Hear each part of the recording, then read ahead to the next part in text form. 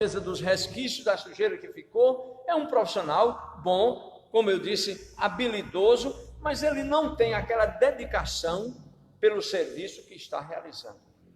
Assim, eram os pastores da época que cuidavam do rebanho, das ovelhas, literalmente, pessoas que pastoreavam, cuidavam de rebanhos que estavam no campo, que eram entregues pelos seus patrões, por pessoas que contratavam os serviços dos pastores para cuidar, para arrebanhar aquelas ovelhas. E eles sabiam quem eram realmente os pastores que trabalhavam com afinco, que trabalhavam com dedicação, com desvelo, que faziam aquilo por amor, não era apenas no intuito de auferir lucros, de ter os seus rendimentos, mas ele colocava o coração no cuidado daquele rebanho, daqueles animais, tantas vezes desprotegidos pelas intempéries e pelos ataques sutis de outros animais ferozes, animais peçonhentos e as situações da própria região, buracos, etc., armadilhas. Então, o pastor que exercia com cuidado, que amava aquilo que fazia, ele tinha todos esses cuidados, focava com cuidado, com atenção, todos esses detalhes. Então, é nesse contexto que nós observamos Jesus colocando-se como bom pastor. Vejamos quais são as características envolvidas. Primeiro, como bom pastor, Jesus deu a vida pelas suas ovelhas. Nós precisamos compreender isso, queridos, Nós precisamos entender isso, não apenas como um modelo de catecismo religioso, não apenas como uma literatura, mas nós precisamos introduzir isso no nosso coração, no nosso entendimento, na nossa alma, de que Jesus é o bom pastor e deu a sua vida pela minha vida, pela nossa vida. Nós precisamos compreender isso. Devemos observar de início a frase: o bom pastor dá a sua vida pelas ovelhas. Lá no versículo 11, O bom pastor dá a sua vida pelas ovelhas. Muitos eram os perigos que rodeavam os animais, literalmente o rebanho naquela época, Animais ferozes,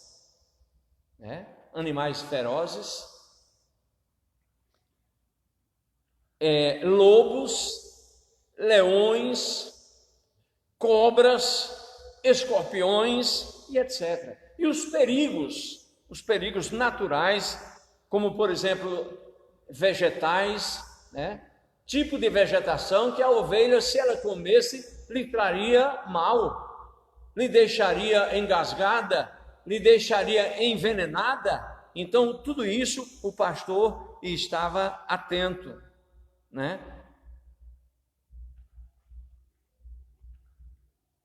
Ladeiras, precipícios, buracos, Tem até uma paisagem muito bonita de um pastor, já vi em alguns locais, nos quadros, o pastor segurado num tronco de uma árvore assim, e num despenhadeiro com o cajado, laçando o pescoço da ovelha para puxá-la para cima.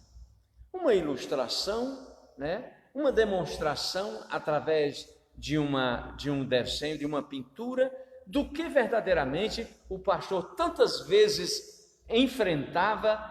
enfrentou para salvaguardar a integridade da sua ovelha, a integridade física da sua ovelha. Então, os animais podiam cair, além de vários outros perigos constantes, Então, em razão dos perigos mencionados, que se constituíam em constantes ameaças ao rebanho, o pastor deveria dedicar-se extremamente. Em algumas ocasiões, quando o perigo envolvia ataque de animais ferozes, ao defenderem suas ovelhas, o pastor corria risco de vida, O pastor corria risco. Já pensou enfrentar um leão no meio de campo, talvez com uma faca que ele chamava o cutelo, né? Uma facazinha talvez, ou com um pedaço de pau.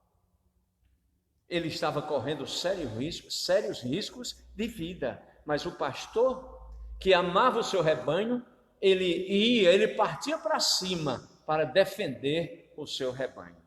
Então, amados, o bom pastor era capaz de até mesmo morrer em defesa de uma pequena ovelha. Então, é nesse contexto que Jesus declara: eu sou o bom pastor, que dá a vida pelas suas ovelhas. É nesse contexto que Jesus se posiciona e deixou escrito, a sua voz naquela época ecoa até os dias de hoje, a ressonância ao longo dos tempos, Jesus dizendo: eu sou o bom pastor, e o bom pastor dá a vida pelas suas ovelhas. Sabemos que o Senhor viveu esta declaração na prática, quando ofereceu-se a si mesmo por nós. Nós sabemos que ele viveu. O discurso de Jesus não foi apenas um discurso teórico, não. O discurso de Jesus não foi apenas um discurso poético, não. O discurso de Jesus não foi apenas uma oratória, uma retórica rebuscada, não. O discurso de Jesus foi aquilo que ele viveu na prática. Sua entrega profetizada lá em Mateus 20, 18 a 19, ele diz: eis que subimos a Jerusalém, e o Filho do Homem será entregue aos principais sacerdotes e aos escribas, e eles o condenarão à morte, e o entregarão aos gentios, para que dele escarneçam, e o açoitem, crucifiquem, e ao terceiro dia ressuscitará. Essa foi a entrega de Jesus profetizada através desses versículos, que ele seria entregue à morte. Ele sabia que estava indo a Jerusalém e aquela sua última viagem, porque naqueles dias ele estaria sendo aprisionado, ele seria entregue aos principais dos sacerdotes, o matariam, mas a mensagem de grande esperança, a mensagem que trazia alegria em toda essa expressão de Jesus, essa informe de Jesus de muita tristeza, no final uma mensagem de esperança: e ao terceiro dia ressuscitará. Aleluia! Jesus estava falando de sua última viagem para Jerusalém, onde seu ministério terreno seria encerrado. Nós sabemos que em muitas outras ocasiões, queridos, o Senhor tinha ido a Jerusalém, mas com o objetivo de participar das festividades que eram comuns em Jerusalém, como festa da Páscoa, Pentecostes, etc, etc. Porém, agora ele descia para ser entregue aos religiosos e ser condenado à morte. Jesus agora não ia mais participar de uma festa, ele ia ser o cordeiro oferecido para uma festa extraordinária, que é a festa que nos garante que nós seremos recepcionados no céu, as bodas de Canaã celestial. E aí, amados, sua entrega foi causa de nossos pecados. Sua entrega foi causa de nossos pecados. Está lá Paulo escrevendo aos Romanos 4, 25. Ele diz: o qual foi entregue por causa das nossas transgressões, ressuscitado para a nossa justificação. Sabemos que o salário do pecado é a morte. Romanos 6, 23, viu, queridos? O salário do pecado é a morte. Saiba, todos nós somos pecadores, mas quando pecamos, deve haver arrependimento em nosso coração. Mas há pessoas que pecam e têm o prazer de pecar e continuam pecando e pecam mais, a cada dia pecam mais, vão pecando, enganando e sendo enganados. Mas a Bíblia é clara quando diz lá em Romanos 6, 25, o salário do pecado é a morte. Não se engane, um dia você receberá o salário. E essa morte ela tem uma amplitude, não é apenas a morte física, mas a morte espiritual. Essa é a que é mais dolorosa. Essa é a que é irremediável. Essa não haverá recurso. Para essa não haverá ressurreição. Morte espiritual. O salário do pecado é a morte. Cuidado. E de acordo com os princípios da palavra de Deus, somente poderia haver remissão de pecados através do sangue de uma vítima destinada ao sacrifício. Segundo a lei, se purificam com sangue e sem derramamento de sangue não há remissão.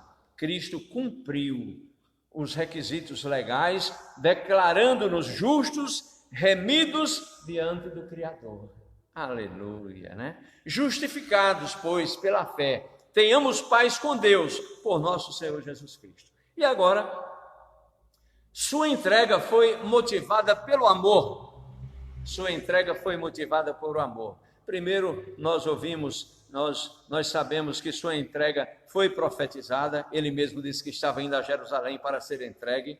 Depois nós vimos que a sua entrega foi causa dos nossos pecados, né, pelos nossos pecados. E agora a sua entrega foi motivada por amor. Já estou crucificado, disse Paulo, com Cristo, e vivo não mais eu, mas Cristo vive em mim. E a vida que agora vivo, na carne vivo, na fé no Filho de Deus, o qual me amou e se entregou a si mesmo por mim, e não poderia ser diferente. Não fosse o amor de Deus pelo pecador, seu Filho não teria sido entregue. Mas Deus, sendo rico em misericórdia, pelo seu muito amor com que nos amou, estando nós ainda mortos em nossos delitos, nos vivificou juntamente com Cristo. Observe a frase, seu muito amor, que nos traz a ideia de intensidade. Então, a entrega de Jesus foi motivada por amor, né? Por amor. A sua entrega foi em oferta e sacrifício a Deus. Lá em Efésios 5:2 dizia, andai em amor, como Cristo também vos amou e se entregou a si mesmo por nós, como oferta e sacrifício a Deus em cheiro suave. A vítima escolhida deveria ser sacrificada em oferta e sacrifício a Deus. A fumaça que subia quando o sacrifício era queimado sobre o altar era cheiro suave ao Senhor. E o sacerdote queimará tudo isso sobre o altar como holocausto, oferta queimada de cheiro suave ao Senhor. Quando Cristo foi pregado na cruz, amados, o seu sacrifício pacífico subiu aos céus em aroma agradável a Deus. A redenção do homem estava consumada, né? Porque Jesus agora, se fazendo ovelha pura, cordeiro puro, imaculado, sem defeito, agora ele sobe ao local do holocausto, do sacrifício e é oferecido. Então, quando Jesus foi pregado naquela cruz, o seu sacrifício subiu aos céus como aroma agradável a Deus, porque ele nos resgatou, ele redimiu toda a humanidade. Agora todo o nosso pecado foi atraído para si e ele nos deixou livres. Ele nos fez cidadãos dos céus. Sim, como bom pastor, queridos, Jesus deu a sua vida por nós, numa demonstração de profundo amor. Nisto conhecemos o amor, que Cristo deu a sua vida por nós. Não poderia, de fato, haver um amor maior do que este. Não poderia haver um amor maior do que este. Como bom pastor, Jesus cuida de suas ovelhas. Em razão dos perigos já mencionados, muitas vezes as ovelhas se viam às voltas com machucões provocados por quedas, às vezes eram infestadas por espinhos, carrapichos, eram picadas por serpentes, cortavam-se de uma forma ou de outra, e o pastor tinha o cuidado de cuidar, de abraçar a ovelha ferida e aplicar-lhe a medicação necessária e devida para que ela pudesse se recompor, para que ela pudesse ser recuperada. É nesse contexto que Jesus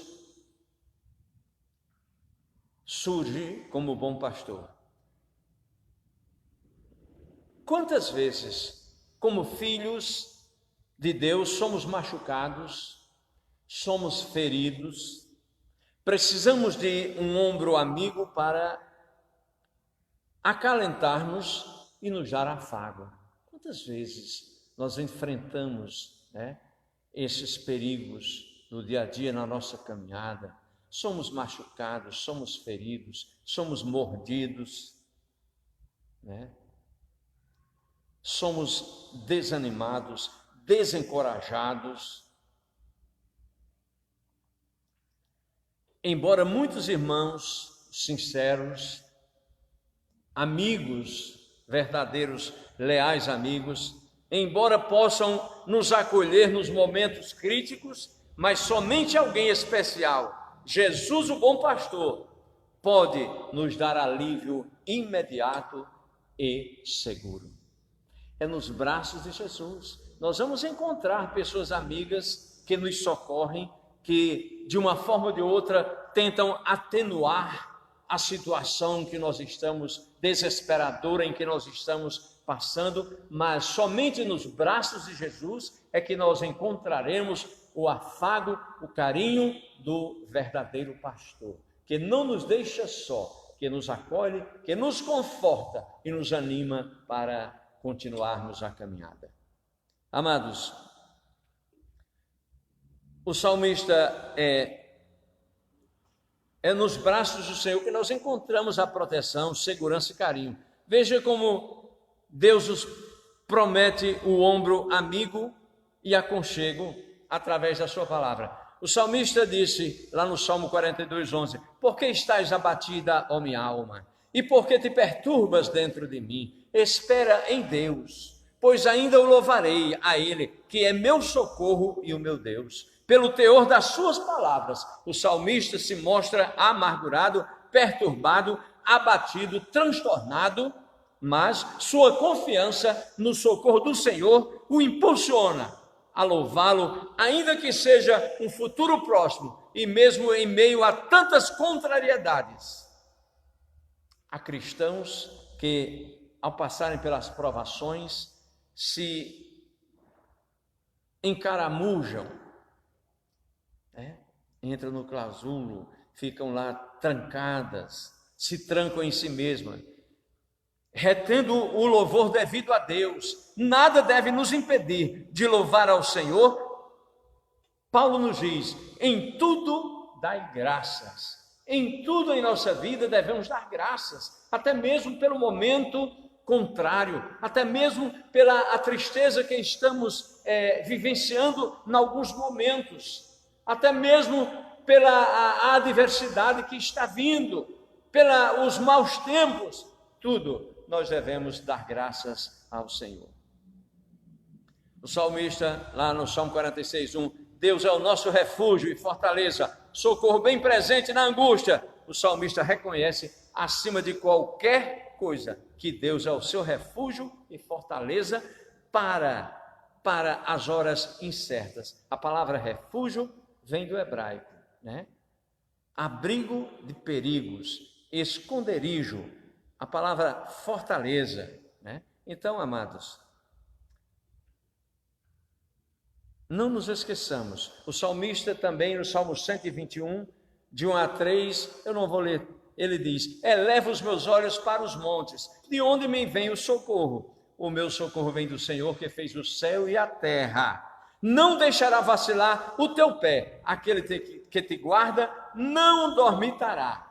Novamente, nós vemos o salmista em apuros, necessitava urgentemente de socorro. Certamente ele sabia que este socorro não poderia ser prestado por homem algum, por melhor amigo que ele fosse. Seu escape somente poderia chegar pelas mãos, pelas vias divinas, através do Senhor. Deus irá guardar os seus pés, seriam firmados na rocha. Queridos, o Salmo 40, 17 também diz: eu, na verdade, sou pobre, necessitado, mas o Senhor cuida de mim. Tu és o meu auxílio, tu és o meu libertador, não te detenhas, ó Deus meu.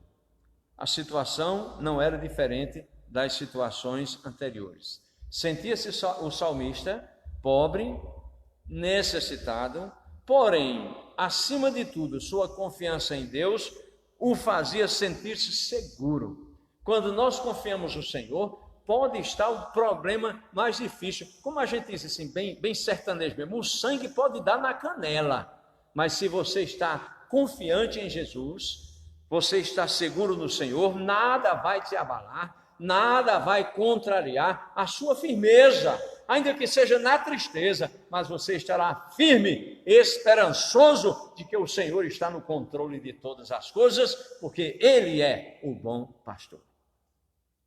Amados, Jesus é o bom pastor que cuida de uma maneira especial de cada um de nós. Nada melhor expressa este cuidado do Senhor para com aqueles que se mantêm fiéis do que as palavras de Pedro.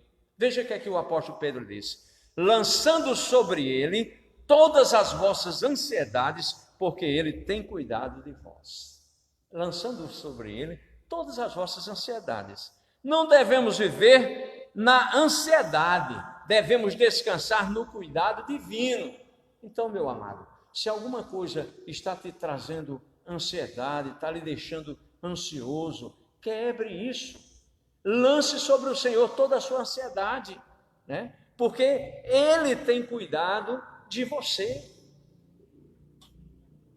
Como bom pastor, Jesus conhece suas ovelhas e elas também a conhecem. Considerando a expressão conheço minhas ovelhas e elas me conhecem, podemos deduzir que uma das principais características do pastor de ovelhas é ele conhecer suas ovelhas, até mesmo pelos seus próprios nomes, né? Ele conhece as suas ovelhas e as ovelhas conhecem o seu pastor.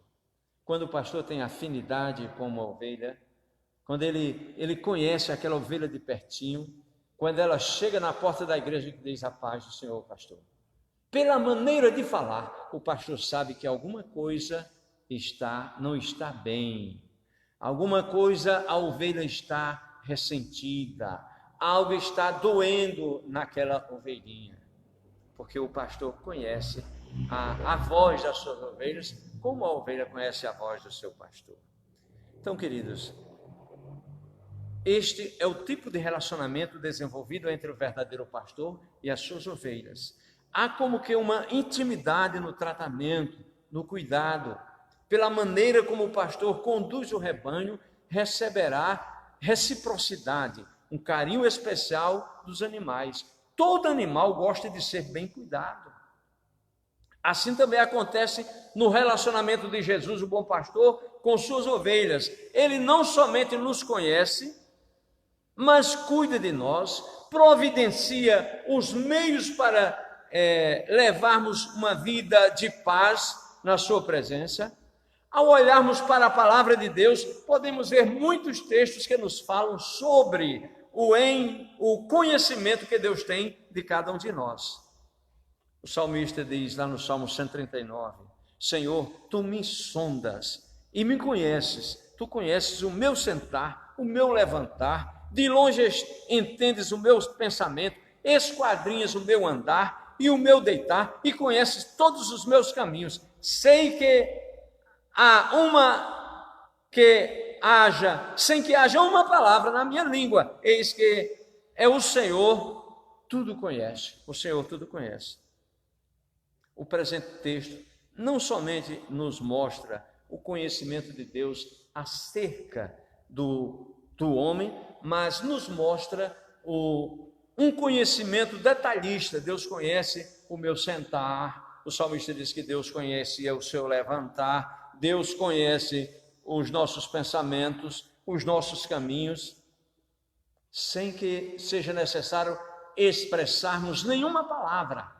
nenhuma palavra. Deus conhece o que se passa na nossa mente e no nosso coração.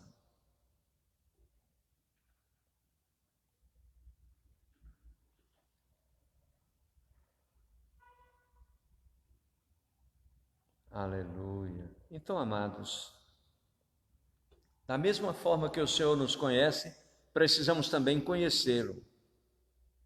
Assim como as ovelhas conhecem o seu pastor, Oséias nos fala de um conhecimento progressivo de Deus, né? O profeta Oséias, salvo engano lá não anotei aqui, mas salvo engano o capítulo 6, acho que é verso 3, por aí, verso 3. Ele fala de um conhecimento progressivo, né? Conheçamos e prossigamos em conhecer ao Senhor. A sua saída como a alva é certa, e ele a nós virá como a chuva serôdia que rega a terra. Então, não somente devemos conhecer a Deus, mas também progredir neste conhecimento. De que forma você tem conhecido a Jesus, ao Senhor? É só da forma histórica? É só pelos relatos da Bíblia, do catecismo, de um filme, de um seriado? Não, nós precisamos conhecer Jesus na intimidade, progredir, né? Aprofundar-se neste conhecimento do Senhor. Não apenas de ouvir falar, de ouvir dizer, mas conhecimento de Jesus com experiências profundas, marcantes e gloriosas com o seu supremo pastor. Jamais conheceremos completamente a Deus enquanto estivermos neste mundo. Porém, há uma promessa de que um dia o conheceremos como Ele é. Amados, agora somos filhos de Deus e ainda não é manifesto o que havemos de ser. Mas sabemos que quando Ele se manifestar, seremos semelhantes a Ele, porque assim como é, nós o veremos. Aleluia. Então, queridos, nós vimos que Jesus é o bom pastor. Isso é indiscutível. Deus, Ele deu a vida pelas suas ovelhas. Ele cuida do seu rebanho. Ele conhece as suas ovelhas na individualidade. Então, olhando para o cuidado do Senhor conosco, precisamos também dar-lhe reciprocidade. Assim como o Senhor tem cuidado de nós, assim como o Senhor se inclina para nos proteger, para nos ajudar, para nos socorrer, nós precisamos também ter essa reciprocidade de nos inclinarmos perante o bom pastor, que é o Senhor. Aí eu pergunto, você tem feito isso? Ou você tem sido apenas um mero religioso? Ou você tem feito apenas vãs repetições de palavras? Ou você tem vivido um evangelho na superficialidade? Nós precisamos viver um evangelho na prática. Nós precisamos viver um evangelho que expresse este grande amor que o pastor tem por nós. Nós precisamos ter por ele, porque quando nós amarmos o nosso pastor, nós seremos capazes de amar aqueles que também são pastoreados por ele. Ora, se eu não tenho este amor profundo pelo meu pastor, que é Jesus, que eu não vejo, como eu vou amar? Como eu vou ter amor pelas ovelhas que estão ao meu redor?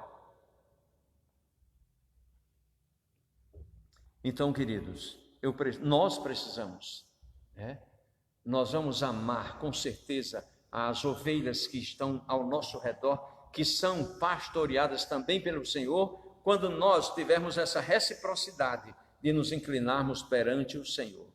Aí nós receberemos do Senhor a unção especial, nós receberemos do Senhor o amor especial também de dedicar amor aos nossos semelhantes. Temos amado a Deus, agradecidos por tudo que Ele fez por nós temos sido gratos ao Senhor. Temos buscado conhecê-lo através de uma leitura meditativa da sua palavra e de uma comunhão com o seu Espírito. Temos nos lançado à sua obra e à pregação da sua palavra. Quantas coisas precisamos corrigir? Temos o melhor de Deus e muitas vezes não queremos dar-lhe o melhor da nossa vida. O mínimo, que aprendamos a amar a Deus com intensidade e a viver uma vida que glorifique ao seu nome. Nós só vamos ter tudo de Deus quando o nosso tudo for do Senhor, for para o Senhor. Meus amados, e aqui nós ficaremos com esta reflexão, né? Lembrando que Jesus é o nosso pastor amado, a Ele toda honra e toda glória, e que nós nos esforcemos para ouvir a voz do nosso pastor, para caminhar conforme o nosso pastor, segui-lo, ir onde o nosso pastor está nos levando, para onde o pastor está nos levando, e lembrando que é somente Ele. Quando o pastor está conduzindo o rebanho, ele está chamando, não adianta, ninguém está lá de lado balançando uma bacia de milho ou de xerém, seja lá de que for, um capim verde balançando para atrair a ovelha, porque se você não estiver firme, se você não estiver entrelaçado numa íntima comunhão com o seu pastor, sobretudo o pastor supremo, você vai se embaraçar com outras coisas, com outros negócios, com outras comidas que não convêm. Nós precisamos seguir o nosso pastor supremo. A Ele a honra e a glória para todos sempre. Amém? Guarda no teu coração esta palavra. Meus queridos, por aqui nós estamos encerrando o trabalho nesta noite e agradecendo ao Senhor mais uma vez pela sua presença, pela sua participação, que é motivo de muita alegria para nós. Nós que fazemos a primeira igreja batista em esperança, o nosso coração se regozija em poder contar com a sua participação nesta live. Que Deus o abençoe, abençoe a sua família, a sua casa poderosamente. Lembrando que próxima quarta-feira, nós teremos mais uma aula do nosso estudo bíblico, da nossa revista, e quarta-feira às 19 horas. No sábado vindouro nós teremos o culto dos jovens às 19 horas. E no próximo domingo, de hoje a 8, teremos pela manhã, às 9h30 da manhã, a nossa escola bíblica dominical. E à noite teremos o nosso culto de celebração ao Senhor às 19 horas. Tá bom? E queremos lembrar também que esta semana, dia 8, foi dia 8 passado? Dia 8 passado, na segunda-feira, nós tivemos o aniversário da nossa irmã Maria do Céu, e nos alegramos por isso, porque a irmã tem contado os seus dias na presença do Senhor. Que Deus continue a abençoando sobremaneira e concedendo muita paz, muita saúde, alegria e muitos anos de vida na face da terra.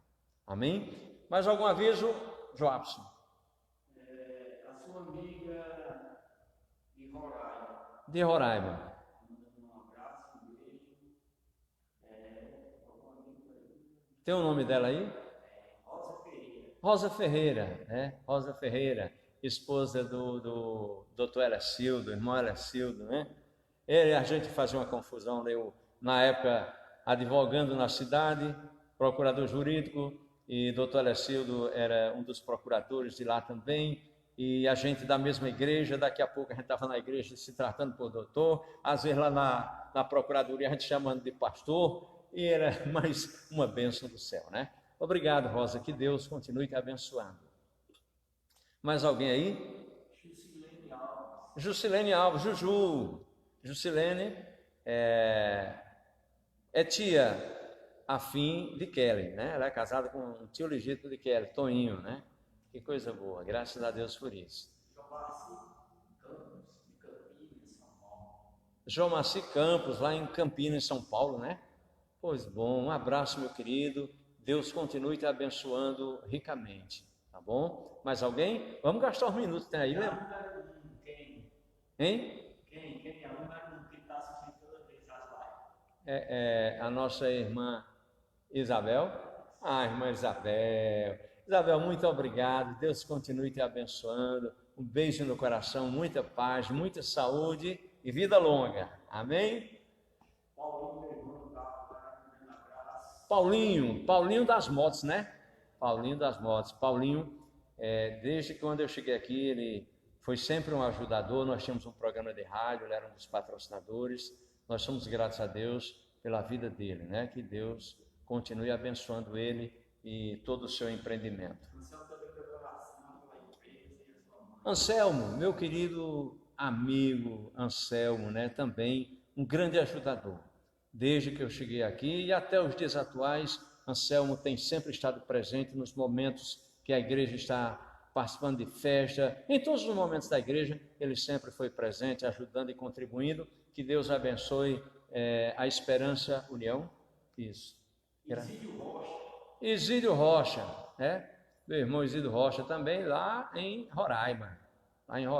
Ele e Josélia, né? Um casal querido. Deus abençoe vocês ricamente. Pronto. E o pastor Laudi lá de Roraima, que esteve aqui inclusive conosco, ele pede, eu vou passar para vocês o link lá do canal dele, né, do YouTube, e para vocês se inscreverem também. Um abraço para o pastor Laudi, a missionária Fátima, que Deus abençoe ricamente. Tá bom? Um abraço, um beijo no coração para todos os pastores, de uma forma especial os pastores batistas. Pastor Jango Miranda, grande pastor, grande servo de Deus, e da igreja presbiteriana independente, a IPI. Grande abraço para ele, para toda a sua família, que Deus o abençoe ricamente. Um amigo que guarda no coração, pastor Jango. E amados, os nossos parabéns, eu aproveito para parabenizar o pastor presidente da nossa convenção da Paraíba, pastor Raul, e parabenizar o pastor Josué Peixoto, que é o presidente da Ordem dos Pastores Seccional da Paraíba, o pastor João Félix, que é o diretor executivo da Junta de Missões, e todos os demais colegas pastores. Que Deus abençoe ricamente a vida de vocês. Que o amor de Deus, a graça restauradora de nosso Senhor e Salvador Jesus Cristo, as doces consolações e comunhão do Espírito Santo do Senhor, seja com todo o seu povo espalhado na face da terra. E a igreja diz, graças a Deus por isso. Queridos, graça e paz, uma noite abençoada, um beijo no coração.